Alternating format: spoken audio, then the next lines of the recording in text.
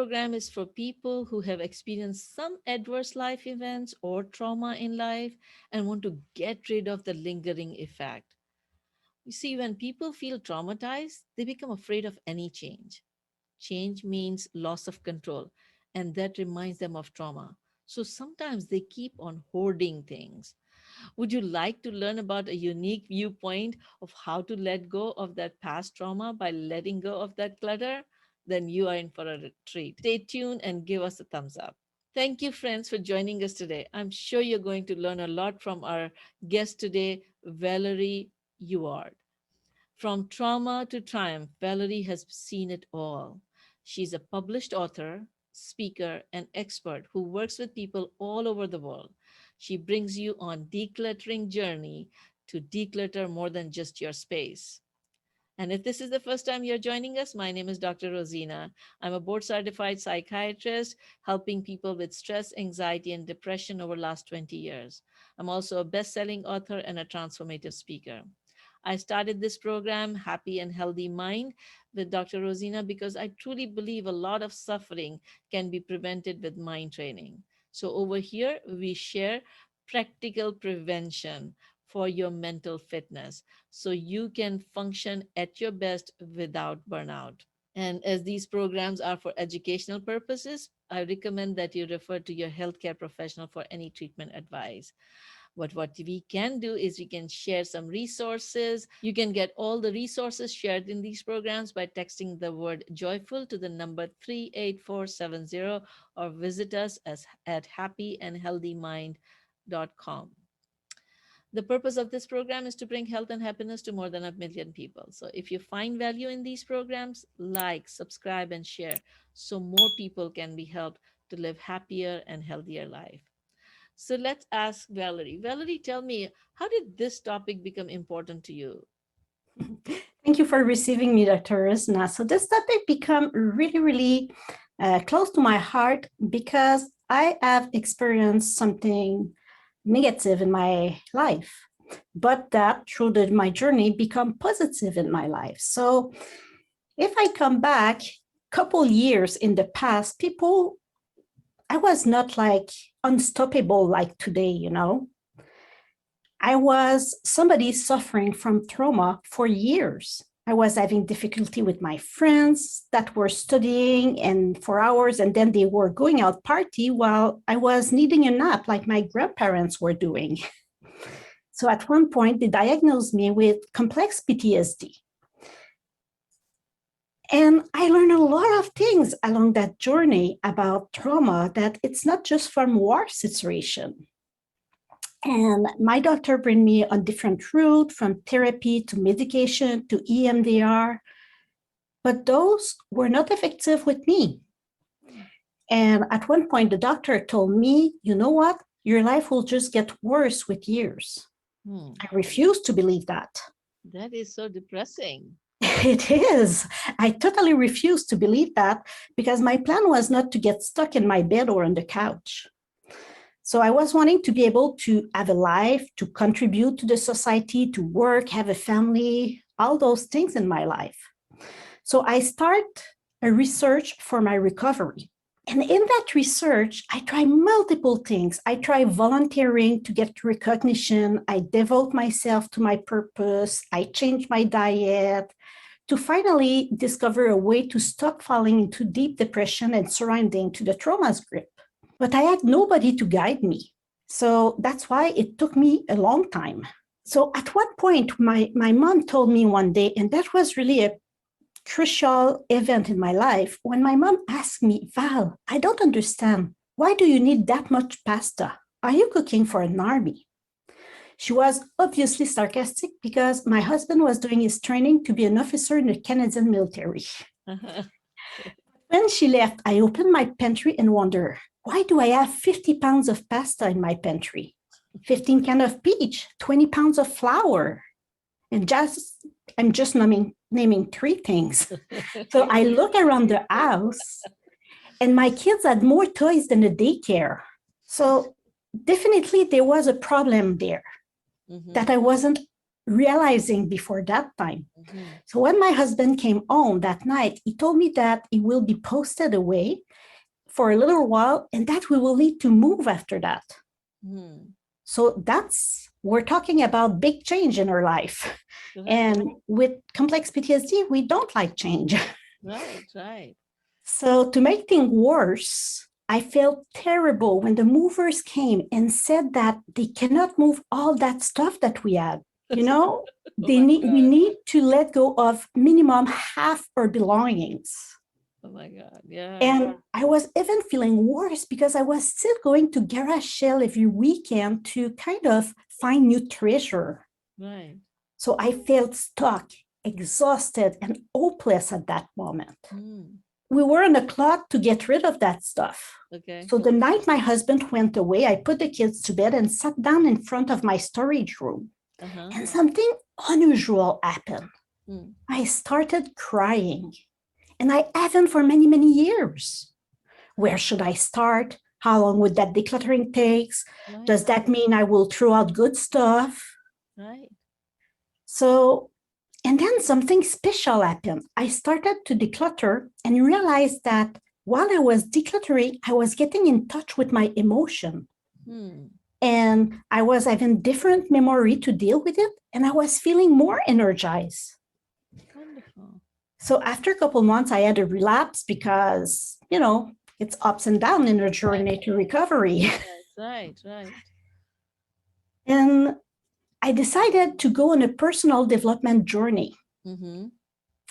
And that allowed me to discover beautiful people all around the world, but particularly discovering myself. All right.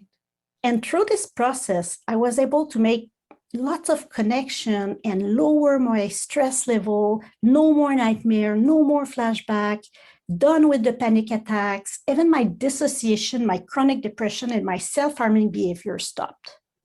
That's wonderful. So I So, was wondering, why did that work?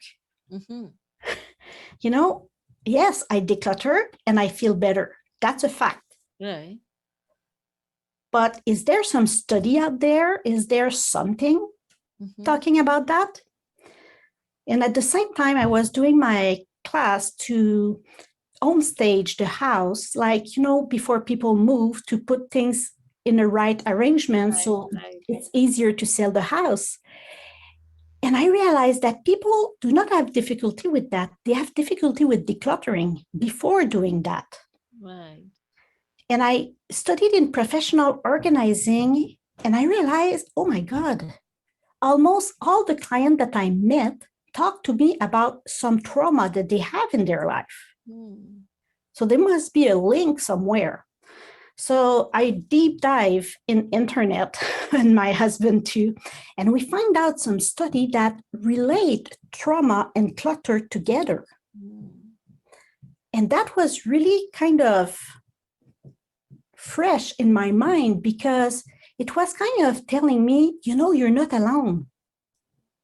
If it's in a study that there's a link between the two, it's because it's arriving to more than you. Right. You know, just a little mini story inside that. When you're home and your mom call and say, I'm coming visiting, and you're rushing to take that basket of clothes that is not full, put it in your bedroom and put a couple things away, close the bedroom, and then moms arrive and you say, hello. So I wasn't let me having clutter. let me ask the audience at this time, because this is such a common thing. I want to ask the audience, how many of you go through the phase of this uh, rapid cover up, not actually cleaning, but rapid cover up when somebody is coming home? Go ahead and put in the comment that you go through that phase too. We'll be able to identify how many of us go through, because I go through that too. So the thing is, I wasn't having clutter everywhere in my house like we see in Orders TV show. But I had little things here and there and more stuff than people, even if that stuff was organized. And that's why I had needed to cover up when my mom was coming. Uh-huh. So with those research, we really found that link, and that was fascinating. So if you want to hear a bit more about that link, it's really like when somebody had PTSD, for example, or some type of brain trauma injury, the frontal lobe is affected. And we see that on scan that they do with the people with PTSD and TBI, where the frontal lobe activity is reduced. The problem with that is this is where the executive function are. What I mean by executive function is the capacity of being able to organize, planning that we need to do something before another event, being able to put things away, being able to figure out where my things should go. All of that organizing and planification, it's in the frontal lobe that it is. So with that less activity in the frontal lobe, not surprising that somebody that is depressed or has PTSD can sit on the couch and instead of bringing the can of pop to the garbage, put it on the side table. It's kind of just going together. And another thing is the problem is people start to put a little bit of clutter like that. But the thing is, more you accumulate clutters, more you have things or belongings in your environment, the more stress you experience.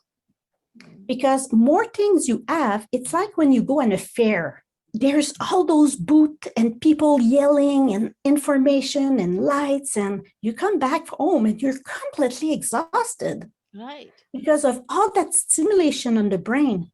But when you have some clutter at home, or I've seen some house with frame all over the wall, it is so many stimulation for your brain that your level of cortisol is going higher, and therefore you're even more stressed. And what do you do to kind of de-stress? Oh, I'll go grab something new because I will have a little bit of endorphins and good hormones, so I will feel good for about 20 minutes. So you do shop therapy. Yes, but by doing shock therapy, I have more things. Right. Therefore, I'm more stressed. Right. And then I fall into a vicious cycle. And when I say acquiring something, it's not just shopping. It could be garage sale. It could be even doing garbage day. I've seen a lot of clients that pass, just before the garbage truck and pick up the things that are still good. Oh my God. Because it is still acquiring something to bring into their nest. Whatever is free, they can bring it. But Yes. that creates a lot of stress. So I'm like really excited to learn how to how to deal with that problem, because we heard like you were in that phase, and it really helped you to let go of the past trauma. But I think even people who don't have trauma also struggle with a clutter issue. And so I'd really like to learn some of the practical tools that people can use to declutter and de-stress. Seems like stress and clutter are going hand in hand. So yeah, do you have some tips for us you can teach us? Of course, I have 3 secrets that I developed with the time. So the first one, you need to know that when you touch something and you pick it in your hand, like take a teddy bear, for example, you have all kind of memory and feeling coming up. I call them your wave of emotion. So when people start to declutter, often they stop because they are not able to manage those wave of emotion. All that memory, oh, it's grandma who gave it at my wedding, or I received it when my mom died, it was her before, and all those story and emotion. But this is because the sense of touch is directly related to the brain, a part in the brain that we call the limbic system. And I found a trick to be able to declutter without having those big waves of emotion. You simply put on a pair of gloves. And what it does, you will still have memories and emotion, but they will be smaller. So you will be able to deal with them and take a more objective decision instead of an emotional decision on the object. That is such a practical advice that would also save your hands from getting dirty by dealing with the clutter that has collected dust on it. Totally. And I will tell you, I was with a client one day. We were doing her closet. Uh-huh. And with the gloves, she decided to put, those big yellow gloves to do the dishes. Right, right. And she was hot, And she told me, you know what, Val, we should take a break. Uh-huh. And no, she told me I need to remove my gloves. And I tell her we should take a break. And she said, no, no, no, I want to continue without the gloves.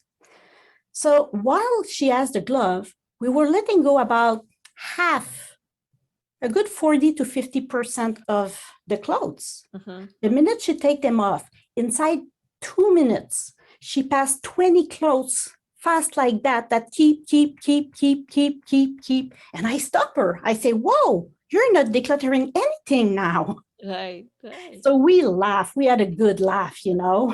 And when she put back some gloves, Uh-huh. after a little pause, we were able to sort again the clothes that she just passed, and she let go of maybe 8 or 10 pieces of clothes. So it's really making a huge difference. I better put on some gloves. Yes. What's the second trick? The second tip, I call it create an ambience. All right. So, when we are in the spring, first thing we do is for the people that has 4 seasons, is we open the window to have some fresh air coming. Correct. And we open the curtain, so we have some lights coming in. Mm-hmm. But that is brilliant, because that change the color of the clothes or the color of the object that you have in your room. It's like when you buy something, a t-shirt at the store, and you arrive home and you put it with your pants, for example, and you say, oh, it's not the color I was thinking it was. It's because the light affects the color and the way you perceive your environment. Mm. So what I ask my client is to use a construction light and completely open it and light the area that they are decluttering. Mm. And trust me, when you're doing your closet with that light, you're not seeing your clothes the same way as in the morning. Mm. So again, you're able to take a more objective decision, either you want to keep or not that item. Wonderful. Yeah, that's such a practical tool. I'm doing that too. All right. Third one. That's my last one for today. Okay. When babies are born, they are able to recognize their mother. And this is because the sense of smell, it is so direct related with the brain that babies have that sense really, really strong. Right, right. But we still have that strong sense when we are adult. And I use aromatherapy with my clients. Okay. So what we do is we select one sense, okay? And you need to keep the same one only in the moment you are decluttering. You don't use it for something else. Okay. And what happens is quickly your brain will understand that, I did decluttering when was that sense. And after that, I was feeling better because my environment was less stressful. So next session that you declutter, your brain understands the same thing. Right. The third time you put it, the brain is white. Yeah, it's primed. Bright. It's primed. It will say, oh, I'm ready to declutter. Let's do it because I will feel better after. So then it's become easier and easier to take the decision and to get set up to do the decluttering. But you need to keep that sense only when you declutter. That's really important. And I highly suggest to take scents that do not have alcohol in it. Okay. Because people that are allergic, that they say to perfume, often it's to the alcohol that is in the scents. Okay. More than the scents. So I always say be careful with that. So you kind of spray some kind of scents, or you burn? I use essential oils. Myself, I use essential oils with a specific brand that is called doTERRA, because they have some mix that are really balanced to manage the emotion. Okay. And that do not have alcohol in it. Okay. So it's even facilitate the process, Mm-hmm. and at the same time as no alcohol in it, so my clients are not allergic to it. So like Dottera? Doterra, Oh, doTERRA. okay, all right. And then what specific oil do you use, or what? Balance. Balanced. It's called balanced. It's called balance. All right, Yes. wonderful. Yeah, that's another practical tip I think I can also use. Wonderful. Let me know after your period of decluttering how Sure. you feel. Sure, and I'll ask all the audience, whoever is listening, please go ahead and try these techniques and let us know how it worked for you. And so, to kind of wrap it up, let me ask Valerie, what do you think would happen or happens if people don't follow some ritual to declutter on a regular basis? What kind of problems people face? You describe, how you were going through, but Yeah. a lot of your clients, when they are not decluttering, what kind of problems they face? The problem they face the most is they become overwhelmed Mm-hmm. and everything look like heavy. Their to-do list look like heavy, just doing what they have to do in their day. And I say have to do because it feels like a weight. Right, So right. this is the stress that has a big, a big, I Impact just on said our the word in emotions. French, big take back on them. So this is really what I see. They get tired, overwhelmed, Yeah, sometimes depressed, yeah. and lots of anxiety. And what kind of differences do you see in them once they do declutter? It's always that, oh my God, it feels so good. Wonderful. Yeah. Oh, wow, I see my entrance and it's clear, or I can access my bed now, or even I can sleep in my bed. Wonderful, wonderful. And Yeah. how many of those people are able to stay decluttered? The thing is, we need to work on 4 dimensions to be Okay, able to have the decluttering that stick. okay, We need to bring, I call them my 4 dimension of decluttering. That's why I say it's a decluttering journey.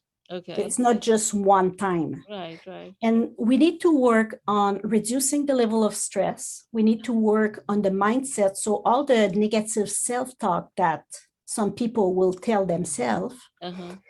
And after that, managing the time, because it's difficult at the beginning to say, okay, I will declutter every week for an hour. Where do you have an hour like that? So we Right. need to find that time Mm-hmm. to realize that after the decluttering, it takes less time to do the chores. They say 20% less time to do the chores after decluttering. And then the 4th dimension is the space or the belongings. So the first one was Reducing the stress, okay. Second one, calming the mind, uh-huh, then discovering free time, uh-huh. and then simplifying the living space. Okay. And then you are simplifying, that is where you're doing decluttering. So you're decluttering your Yeah, mind as well as your surroundings. exactly. And your three tips I remember was wearing the gloves when you're decluttering, using this construction level light, and Yeah, the third one was using the ambiance that promotes thinking about, decluttering and feeling good. yeah, Such a like this. Yeah. wonderful, wonderful tools. Do you have any take home message for our audience today? I would love that everybody at least declutter a junk drawer today. At least that. Let go of at least one object. So one at a time. You suggest people do one at a time, not one closet or one room or one I corner. will tell people to start with half an hour. Okay, just half So an hour. just one drawer, and but take the habit of doing it more often instead of doing like a big weekend where do you do the garage and after you're completely exhausted and the garage will fill up again. Yeah, yeah. So you just keep on doing it a smaller period of time, but regularly. So that's wonderful. Exactly. So how can people learn more from you or reach you? They can see one of my webinar for free at dowellht.com. This is dowellht.com. Or they can find my book at tiny.ie, tiny.ie /PTSD. Wonderful. Put that stuff down. Exactly. PTSD is post-traumatic stress disorder, as well as put that stuff down. Wonderful acronym. Thank you for sharing. And as always, my audience can find all these tools shared by different guests, all past episodes at happyandhealthymind.com. And so you can sign up over there and get access to all the tools shared over the last year in these programs. And now it's time for the special of the day. Today's special, let's kind of keep the focus on the feeling of overwhelm. I use a technique called empty the mental garbage bin. And when people apply that, they feel this relief. Would you like to learn that? Of course, I'm excited to learn about it. All right, so like in the physical space, we empty the garbage bin on a regular basis. What would happen if you don't empty the garbage bin? Tell me if you have not emptied the garbage bin. It will smell a lot. It would smell a lot, and then it would kind of create this environment of illness and sick feeling. Similarly, our mind also keeps on collecting a lot of thoughts and a lot of stimulation that keeps coming to us. And so if we don't have a regular practice of emptying our mental garbage bin, then it gets too full, and then you're not able to think through, and then you feel overwhelmed.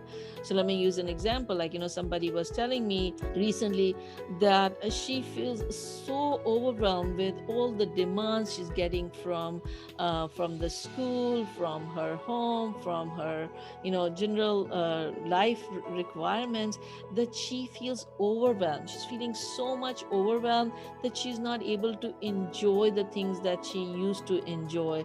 She can't think about the things that she can look forward to because of that feeling of overwhelm. And she's kind of start doubting her own abilities if she can do certain things. When I shared this technique of emptying the mental garbage bin, it really helped her feel this relief. And so what happens is, when you let out all the things that are built up in your head, it kind of creates this small space for your brain's computer to be able to process what other things you can do, right? So if you want to do it, what I suggest is put a timer for maybe 15 minutes, half an hour, whatever time you want to write. Take a notepad that you can tear the pages out, and start the timer and put the pen on the paper and write, whatever comes to your mind. Write. And once you are done writing, or once the timer is over, then you stop writing, you tear the page out, and you make small pieces and throw it away. And can you guess what is happening with your brain when you are doing this process? Exactly the same thing as a computer. The garbage can you have on a computer? When you empty it, you gain some space and some speed and some clarity. Wonderful. The same thing happens with our brain's computer. So it kind of cleans out. It's like, you have a blackboard and there's a lot of scribbly. If you want to write something, you first wipe a little portion, right? So that you can write on, and whatever you're writing on would be decipherable. So if you want to apply this technique, put a timer, put a pen on the paper, write. When you're done, tear it out and throw it away. That tells your brain that this was just your thoughts and you can get rid of them. And then usually when you're kind of in a negative mode, and if you built up negativity or negative thoughts, then you want to follow up with doing a gratitude journal. So then you can write down in your journal, today I'm grateful for, I was able to get rid of this thing, or something else totally irrelevant, like I'm grateful for being alive, or being able to breathe, or being simple things that we take for granted. And what that does is that it would bring you from that negative thinking to the positive, and then you can move on and do whatever you wanted to do. What did you think about this technique, Valerie? This is wonderful. I love it. Yeah, it's kind of similar to yours of decluttering the environment. This would declutter your mental environment. So let me leave the audience with this question. What is one thing you choose today so you can continue to build your resilience, live your best life function at your highest potential without burnout and be happy and healthy. On that note, thank you for joining Dr. Rozina.